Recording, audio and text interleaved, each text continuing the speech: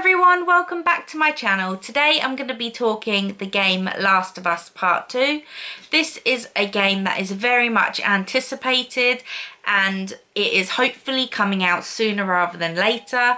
I hope late this year, that's very wishful thinking, but if not, early next year. I hope no later than March, but who knows. The trailer that I'm going to be talking about starts in a barn, and I'm presuming that this barn is in Jacksonville because that is where they ended the first game. They went back to where Tommy lived, which is at Jackson. So I'm presuming that this barn is in Jackson, and it looks like they're having a party, whether they're celebrating something or whether it's just something that they do every night or once a week. Obviously we don't know, but it does look like it's a celebration of sorts. So maybe they've just defeated a bunch of bad guys. You know, maybe it's someone's birthday, maybe it's someone's wedding.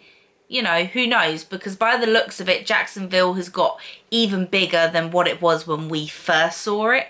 So, you know, there could be weddings happening, birthdays happening, you know, there could be, you know, it looks like kind of regular life, as regular as you can have it in a zombie apocalypse. There's a couple of friends that are there, and the way that they're talking to her, it sounds like Joel is still very protective over Ellie, because he mentions about whenever you seem to go out, he is very particular about where they go and what they do, what time and everything.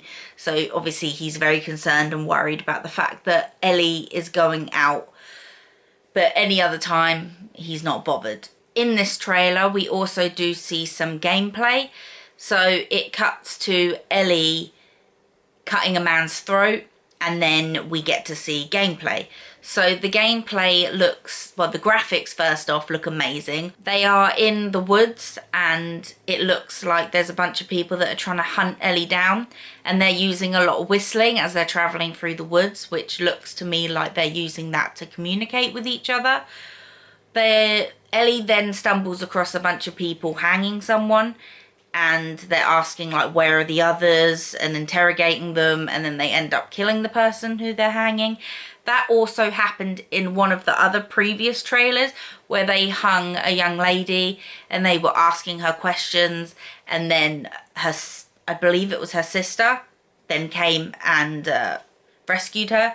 So it seems to be like a thing that they do with the people they capture. They like to hang them, whether that's like a ritual thing, because it has been mentioned that they are a cult. So the gameplay, as it moves through the trailer and you see more of the gameplay looks very fluid, and the fighting looks very realistic, and also the way that she was kind of caught, because she was like creeping through a car park by the looks of it, and then someone sees her, and their reactions to them seeing her and her being seen are very realistic with the way that the characters acted it out.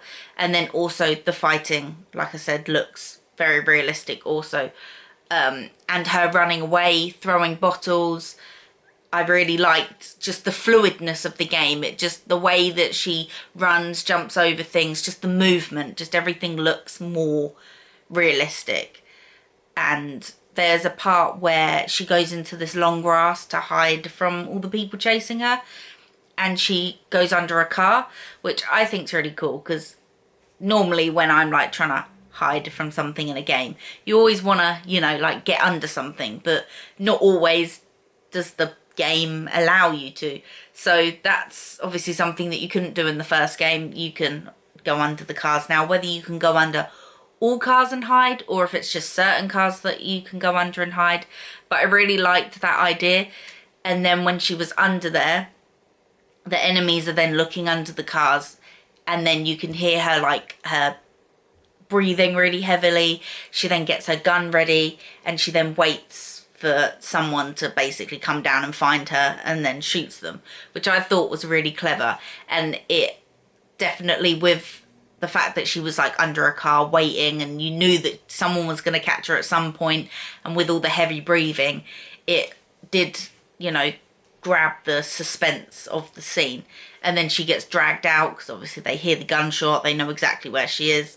There's a bit where she sees a man with an arrow in his chest, and normally, like in other games where you pick up ammo and stuff, it just kind of vanishes and then just goes into your ammo. But with this scene, she physically pulled the arrow out of his chest and then like put it away, which is more realistic again. And we also saw her crafting in this gameplay, so we know that the crafting is still involved in this game, which was something that we had in the first game. So I really liked that aspect. I really liked the idea of crafting and having to get certain items to be able to then make something, and running out of something and having to like find a little safe spot to then like make up some more. It just adds more reality and realisticness to the game. And it also adds more of a survival aspect to it, because it is technically it is a survival game. Like, you're in a zombie apocalypse, you know, people are trying to kill you, so it just adds more of that, you know, you need to survive, you need to find stuff to then make stuff for you to be able to live. But yeah, all in all, it looks really, really good. And then there's a bit where she's killing the last guy with the arrows, and then she can see that he's like really injured, and he gets on his knees, and then she saves her last arrow and then decides obviously not to shoot him with the arrow because that would be a waste of ammo, which is also very realistic, and just goes to show that, similar to the other game, you have to savour your ammo. You don't have, obviously it depends on what hardness you're playing it on, but you know, you don't get unlimited and loads of ammo.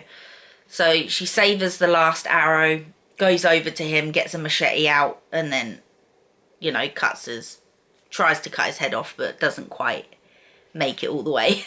But yeah, it looks really, really good. It looks quite grim, which I like. And I just really hope that there's like a really good solid storyline, because obviously the first one had a really good solid storyline. I just hope that this one has an equal amount of storyline. I just hope that it's felt like it was made, and that it was, well, the creators of the game themselves said that they wouldn't have made another one if they didn't need to, if there was no other story left to tell, which is a good sign, because obviously I don't like it when things just continue just because it makes money, so then they just think of any kind of reason to make a game or make a film, and it just seems a bit pointless. So far, what I've seen of this game, it looks like it is going to be a very good, solid game. And I reckon it's definitely going to live up to its expectations. And I am really excited to play this game. And I really hope it's out this year. But if not, it will be next year. I presume it must be. And let me know what you guys are most excited for to play in this game, and what you think's going to happen in this game.